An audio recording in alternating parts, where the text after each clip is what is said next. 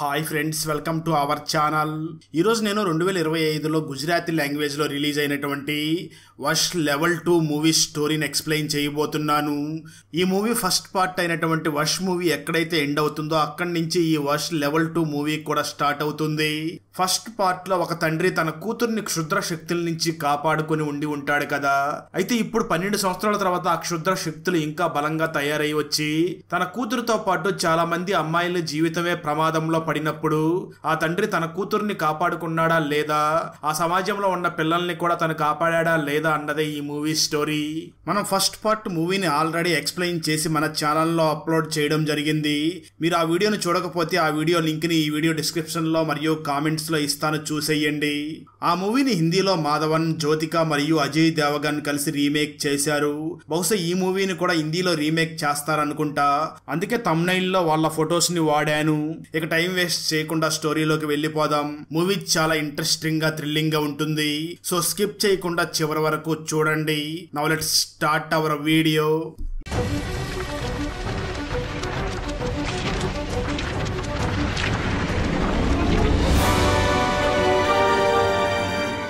Video start చేసే ముందు మన ఛానల్లో లాస్ట్ వీడియోకి వచ్చిన బెస్ట్ కామెంట్ ఏమిటో చూద్దాం. అండ్ ఈ కామెంట్ నేను పర్సనల్ గా సెలెక్ట్ చేసింది అయితే కాదు, సాఫ్ట్వేర్ ఆటోమేటిక్ గా ఈ వీడియోని లైక్ చేసి కామెంట్ చేసిన బెస్ట్ కామెంట్ ని ర్యాండమ్ గా సెలెక్ట్ చేస్తుంది. So keep commenting. నెక్స్ట్ మీ కామెంటే సెలెక్ట్ అయ్యే ఛాన్స్ ఉంది.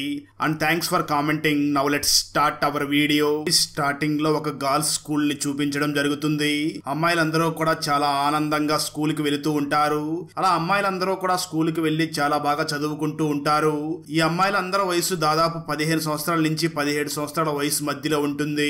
వీళ్ళందరూ కూడా స్కూల్ కి వెళ్లి అక్కడ చదువుకుంటూ లంచ్ టైమ్ లో అందరూ కూడా అక్కడ భోజనం చేస్తూ ఉంటారు.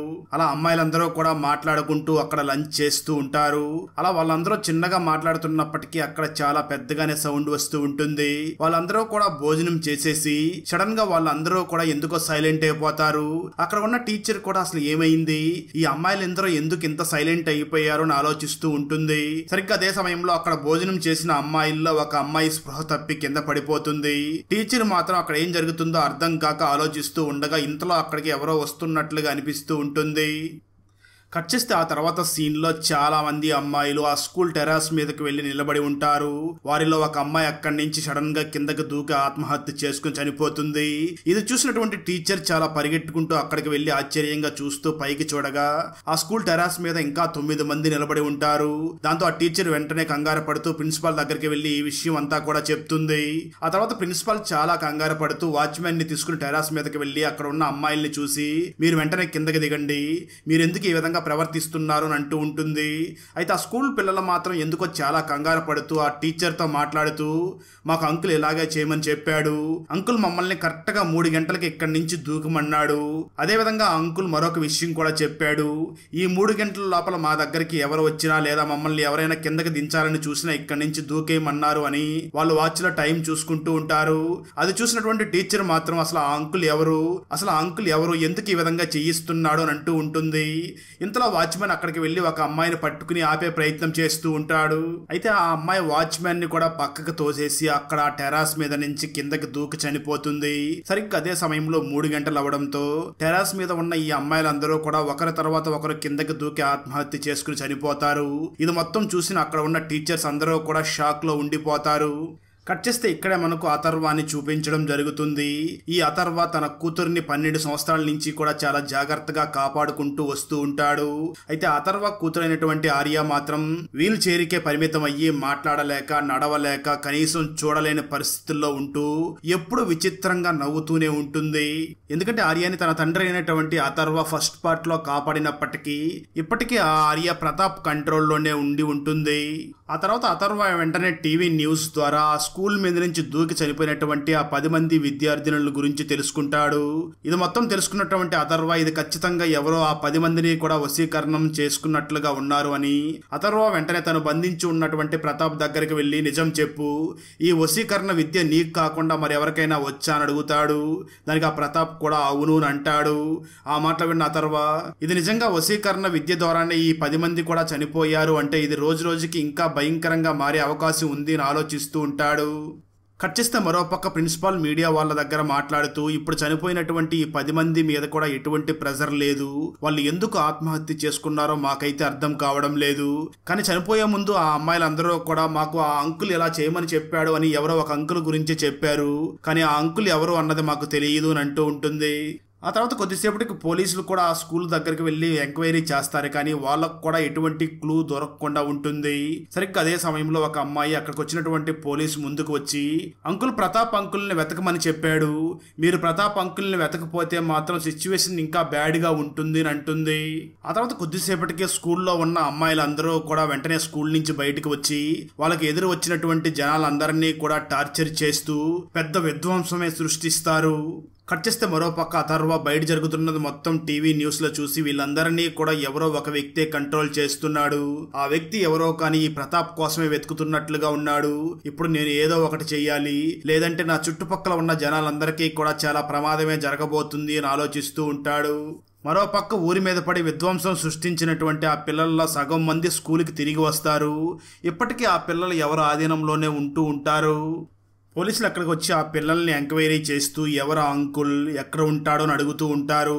అయితే ఆ అమ్మాయిలు మాత్రం పోలీసుల్ని చూసి మీకు ఎంతవరకు చెప్పాలో అంతవరకు చెప్పాం, అంతకుమించి ఏమీ చెప్పొద్దు అని అంకుల్ మాకు చెప్పారు, మీకు కేవలం 15 minutes మాత్రమే టైం ఉంది, ఈ లోపల మీరు ఆ ప్రతాప్ అంకుల్ని కనిపెట్టండి లేదంటే ఈ స్కూల్లో ఉన్న పిల్లలందరూ కూడా చనిపోతారు అని ఆ అమ్మాయి పోలీసులకు చెప్తూ ఉంటుంది. సరిగ్గా అదే సమయంలో అథర్వ స్కూల్ దగ్గరికి వచ్చి అక్కడ ఉన్న పోలీస్ ఆఫీసర్స్ ని కలిసి ఇక్కడ ఏం జరుగుతుందో దీని గురించి నాకు పూర్తిగా చాలా బాగా తెలుసు, ఎందుకంటే ఇదే విధంగా 12 సంవత్సరాల క్రితం కూడా జరిగింది, ఈ పిల్లలందరూ కూడా ఒక వ్యక్తి ఆధీనంలో వశీకరణం అయి ఉన్నారు, మీరు వీటేటిని కూడా ఆపలేరు, అసలు కంట్రోల్ కూడా చేయలేరు, ఒకవేళ మీరు దీన్ని ఆపాలని ట్రై చేస్తే సిచ్యువేషన్ ఇంకా వర్స్ట్ గా తయారవుతుంది, వీటన్నిటి వెనకాల ఒక మనిషి అది ఒక రాక్షసుడు ఉన్నాడు, ఈ అమాయకమైన పిల్లలందరూ కూడా వాళ్ళ కంట్రోల్లో లేరు, వీళ్ళందరూ కూడా ఆ రాక్షసుడు కంట్రోల్లోనే ఉన్నారు, ఆ రాక్షసుడు ఏది చెప్తే ఈ అమాయకమైన పిల్లలందరూ కూడా అదే చేస్తారు, ఆ రాక్షసుడు ఎక్కడో లేడు ఇక్కడికి దగ్గరలోనే ఉండి ఉంటాడు అని అంటూ ఉంటాడు. సరిగ్గా అదే సమయంలో ఆ స్కూల్లో ఉన్న పిల్లలందరినీ కంట్రోల్ చేస్తున్నటువంటి వ్యక్తి అక్కడికి వస్తాడు, ఆ వ్యక్తి పేరు రాజ్నాథ్.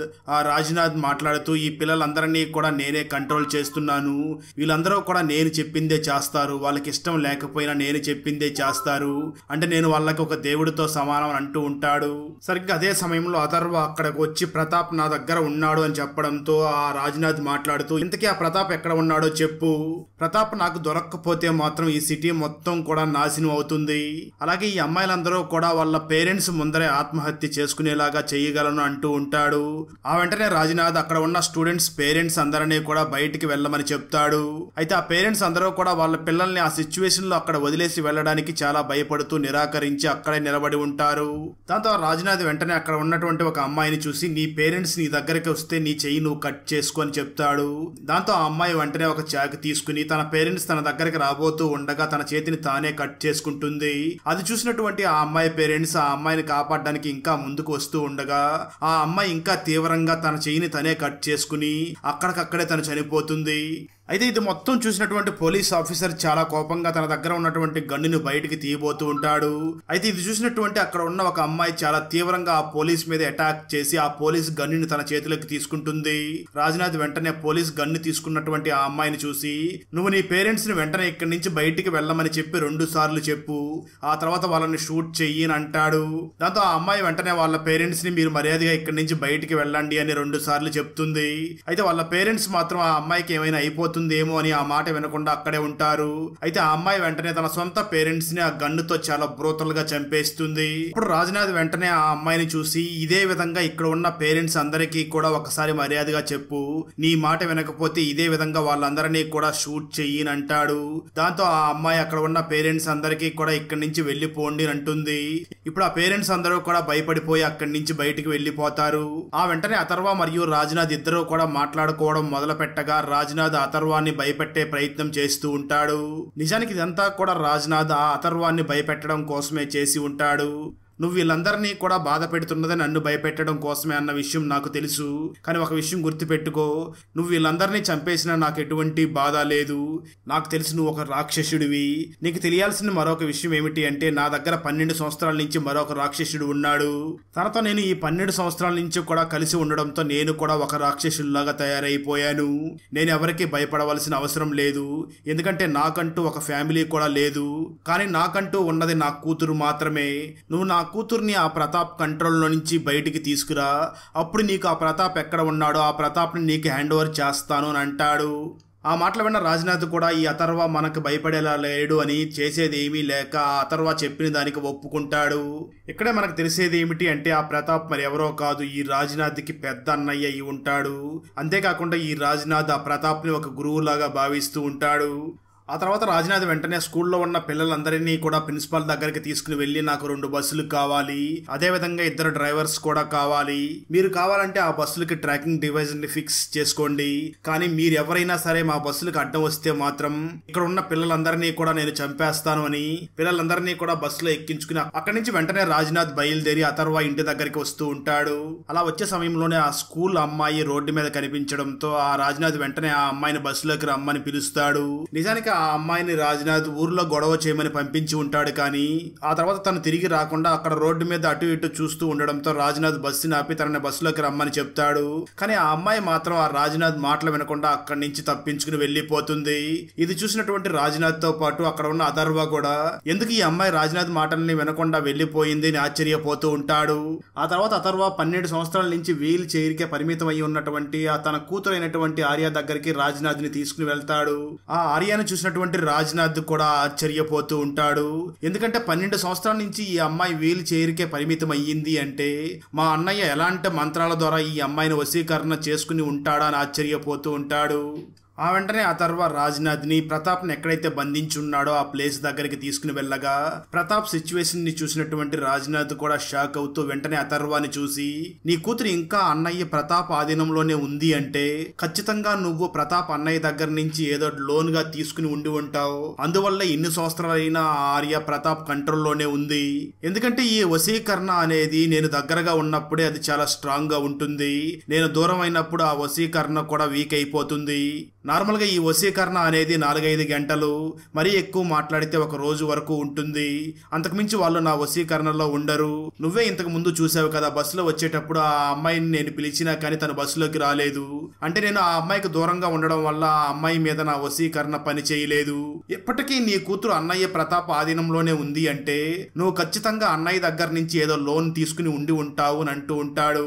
ఆ మాటలు విన్న అథర్వ వెంటనే గతాన్ని గుర్తు చేసుకోగా, అథర్వ మరియు ప్రతాప్ ఇద్దరు కూడా ఫస్ట్ టైం మీట్ అయినప్పుడు ప్రతాప్ అథర్వ టీకి అయ్యే ఖర్చుని 10 రూపాయలు తనే పే చేసి ఉంటాడు.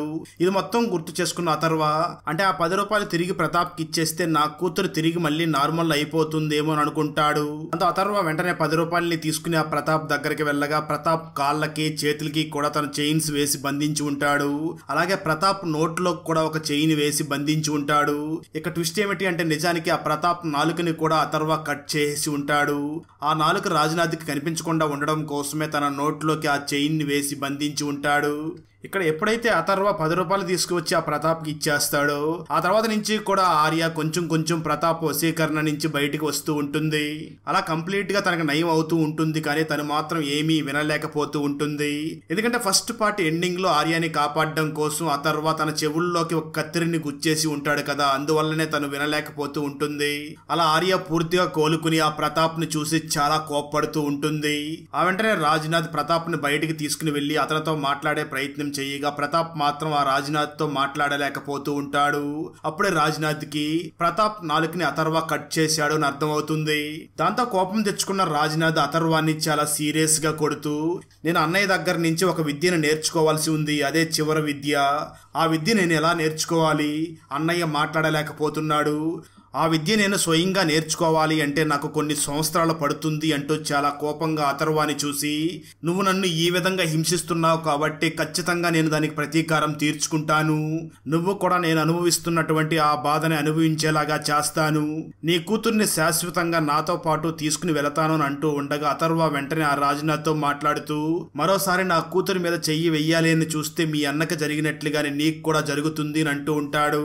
ఆ వెంటనే అథర్వ రాజ్నాథ్ మీద కూడా అటాక్ చేసి రాజ్నాథ్ని కూడా ఎక్కడైతే ప్రతాప్ని బంధించి ఉన్నాడో అదే రూమ్ లో బంధిస్తాడు.